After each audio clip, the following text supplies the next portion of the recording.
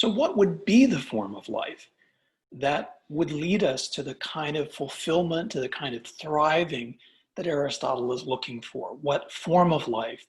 What can we do to reach happiness? What can we do to become, as St. Irenaeus said, the human being fully alive? And Aristotle's answer, as I suggested in the last video at the end, has something to do with virtue. So Aristotle is telling us in general terms, in his definition of happiness, what it is we're going to need to do to get it.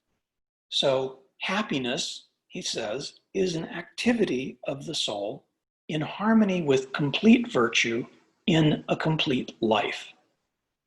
The first thing that we want to notice is Aristotle's justification for saying that it's an activity of the soul in harmony with virtue, right? Why would he think that? Well, he thinks that for the exact reason that he rejected the life of honor, that is the political life, as the best life for a human being. In the case of the political life, because our reputation is out of our control, fundamentally not within our own power, that would be inferior to any life that is within our own control.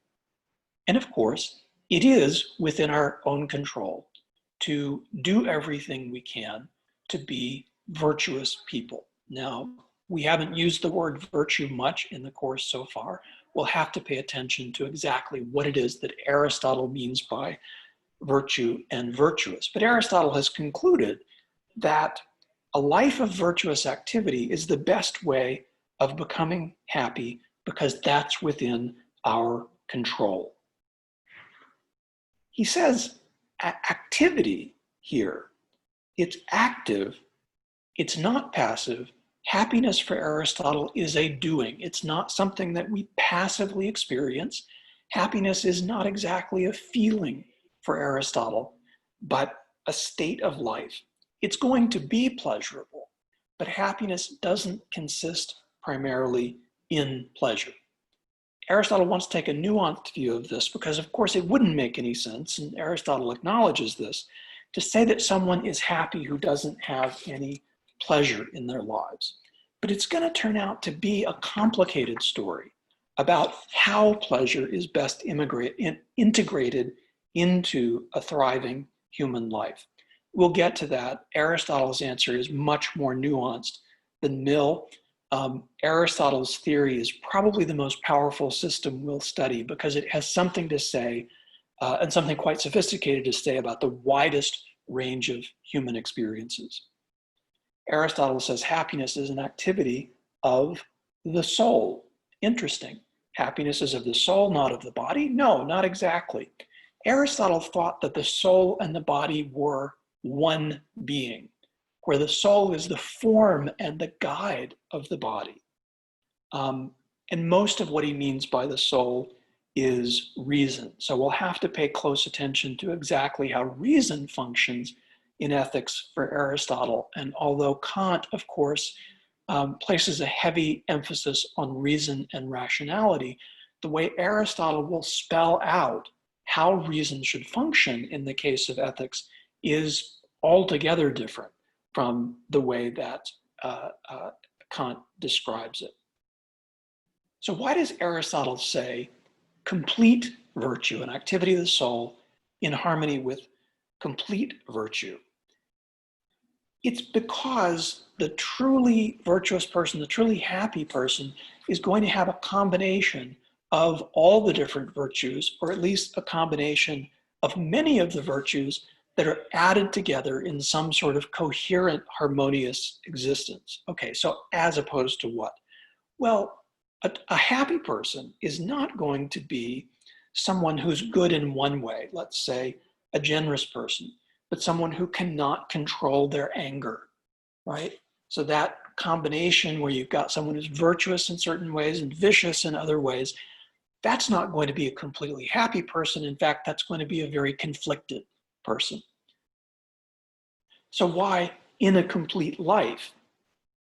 Well, sometimes someone succeeds at making a good life for themselves only in one period of their lives, but not in other parts of it. So you can have someone who's thriving in a certain part of their lives, and then later in their lives, they become a complete failure and very, very unhappy. But Aristotle also asks this funny question of whether someone can be declared happy until they die, right? Until we see their entire life. And Aristotle thinks we probably cannot declare someone happy until we've seen their entire life. And I think we can see most clearly what he means by that by looking at Jimmy Carter. Jimmy Carter was not a very successful president. This is Jimmy Carter giving his concession speech when he loses.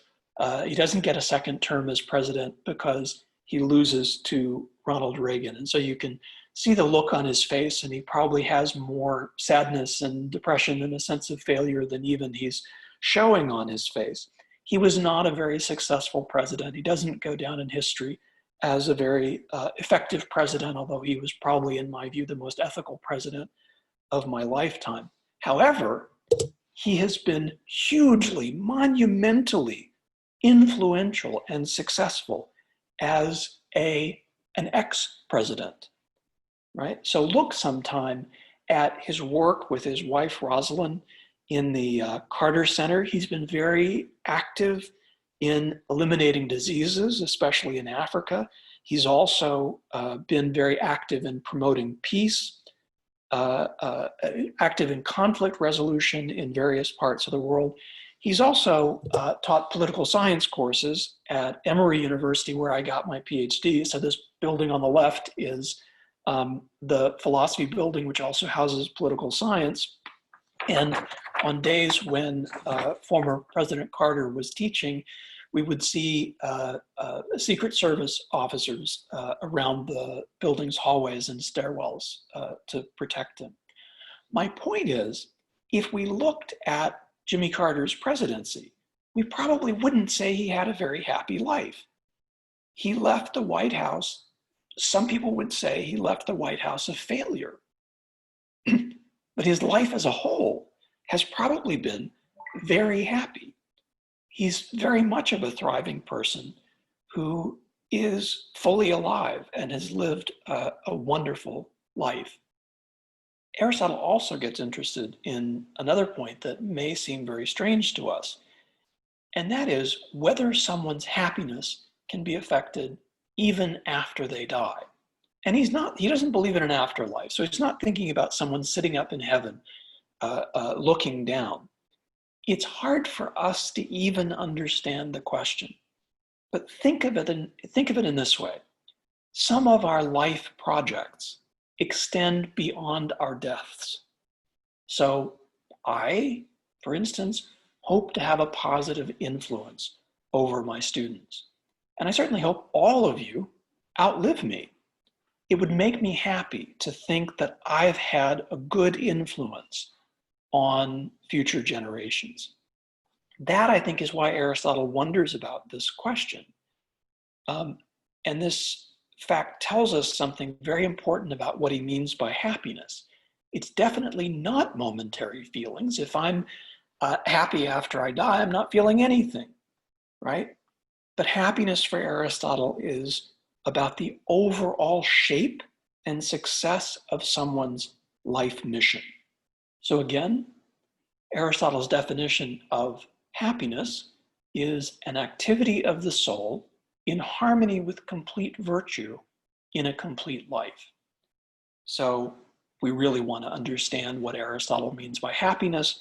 We'll have to go at this word virtue with a vengeance in the next video.